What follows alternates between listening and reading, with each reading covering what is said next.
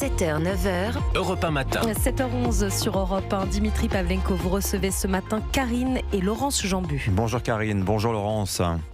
Bonjour. Bonjour. Bienvenue sur Europe 1. Karine, aujourd'hui vous avez 29 ans. Dans votre enfance, à partir de l'âge de 5 ans, vous avez subi des viols à répétition de la part d'un ami de vos parents qu'ils hébergeaient, un certain Roland Blody, pédocriminel multirécidiviste. Alors à l'époque, il avait déjà été condamné pour des faits de ce genre à 20 ans de prison. Or, votre violeur sort demain, alors même que dans votre affaire, il a été condamné en 2018 à 30 ans de prison. Il n'en aura donc fait que 8, mais aux yeux de la justice, votre violeur a donc purgé sa peine. Qu'est-ce que vous ressentez ce matin sur Europe 1, Karine ? En fait, au mois de septembre, j'ai reçu un courrier en me disant qu'il faisait une demande d'aménagement de peine. Quand j'ai reçu ce courrier, ça a été un choc parce que je n'y pensais pas du tout. J'ai été reçue par le SPIP où j'ai dit clairement que en fait, c'était juste impossible pour moi qu'il sorte. Et en fait, j'ai questionné la personne du SPIP pour demander en fait qu'est-ce qu'il demandait et où il allait être hébergé, où il allait faire une autre vie. Et la personne du SPIP m'annonce qu'il fait sa demande sur Rennes en fait et souhaite être hébergé chez son frère. Sauf que en fait, quand il m'a dit ça, je me suis effondrée. Parce que c'est juste pas possible. Moi, j'ai ma vie à Rennes. Donc, en fait, moi, aujourd'hui, on me demande quoi ? De partir ? De tout quitter ? Mais pourquoi est-ce que ça serait à moi de faire ça ? Et que vous a répondu le SPIP ? Je précise que c'est le service pénitentiaire d'insertion et de probation.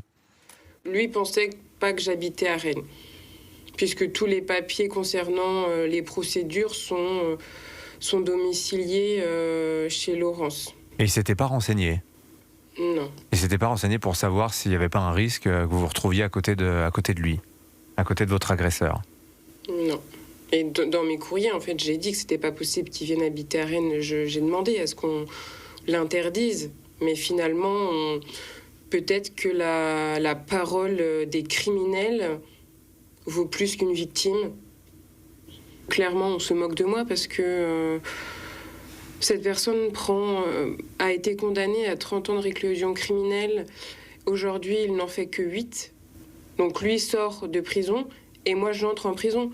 Puisque maintenant, à partir du 12 mai, je vais devoir réfléchir à tout.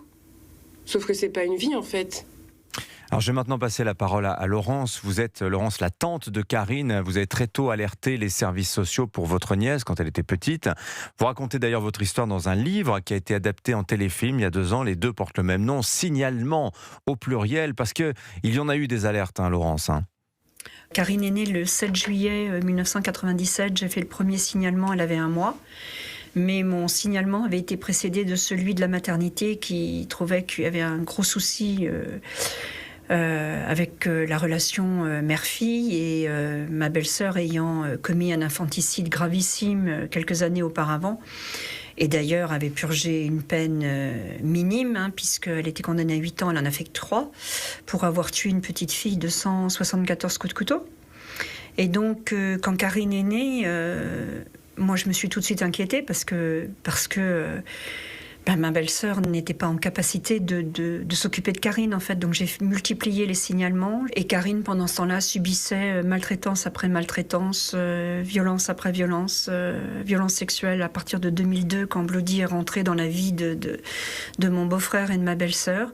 Et ça n'a cessé qu'au moment où on l'a récupérée et elle avait 12 ans. Donc elle a souffert 12 ans. Et après a commencé un combat juridique, médiatique. Et Karine a pris des coups par l'institution judiciaire. Et qu'est-ce que vous vous dites, Laurence, quand vous apprenez que le violeur de Karine va être libéré, ce sera demain, alors que vous étiez censé avoir, entre guillemets, 30 années de tranquillité devant vous?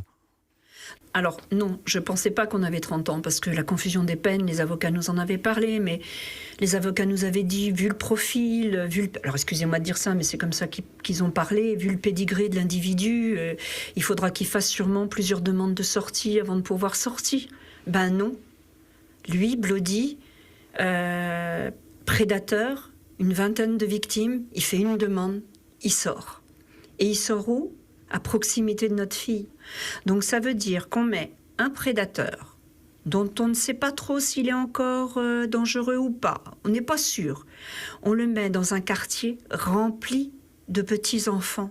Mais qu'est-ce que c'est que ce message ? C'est quoi en fait la justice ? C'est quoi vouloir avoir des gouvernements qui nous disent « Ah là là, on va tout faire pour lutter contre les violences faites aux enfants, il faut qu'on avance, il faut qu'on les protège ». Ben non, en fait, affaire après affaire. L'affaire de Paris, l'affaire du père qui endormissait les enfants pour les violer. Et la semaine dernière, c'était à Bordeaux, 40 enfants, et on y va, c'est 40, c'est 100, c'est... Ben il est devenu quoi, notre pays ? C'est devenu quoi ? Et le message que la justice donne à Karine et aux agresseurs, finalement, n'arrêtez pas, il n'y aura qu'une peine pour tout ce que vous allez faire. N'hésitez pas, allez-y, continuez. Et alors, vous avez lancé une pétition, Laurence. Vous pouvez nous dire quel en est l'objet ? Qu'est-ce que vous demandez ? Alors, l'objet, c'est que cette loi sur les confusions de peine soit revue, mais que aussi le quantum de la peine par victime soit revu. C'est-à-dire qu'aujourd'hui, vous violez 5, 6 enfants, vous avez une même procédure, vous avez une peine. C'est pas une peine par victime, c'est une peine. Vous violez, comme le Squarnet, 170 victimes, une peine. C'est pas 170 fois la peine, non, c'est une peine. Faut que ça s'arrête, en fait. Faut que ça s'arrête. Ça vaut quoi, un enfant, aujourd'hui, dans notre société ? Ça vaut rien, finalement. Rien. Excusez-moi de dire ça comme ça, mais moi, c'est le sentiment que j'ai aujourd'hui. Un enfant, ça pèse pas lourd. Alors, c'est sûr, ça vote pas, ça parle pas, ça... Voilà. Mais ça subit, hein. Et ça subit lourd. 200 000 enfants par an qui sont abusés. Ben, c'est peut-être le vôtre demain, c'est peut-être celui de votre voisin, c'est peut-être celui de la personne qui est à côté de moi. C'est ça la réalité aujourd'hui. Et alors Laurence, comment vous trouvez Karine, qui est à côté de vous, dans cette nouvelle épreuve ? Battante, forte, ça c'est sûr.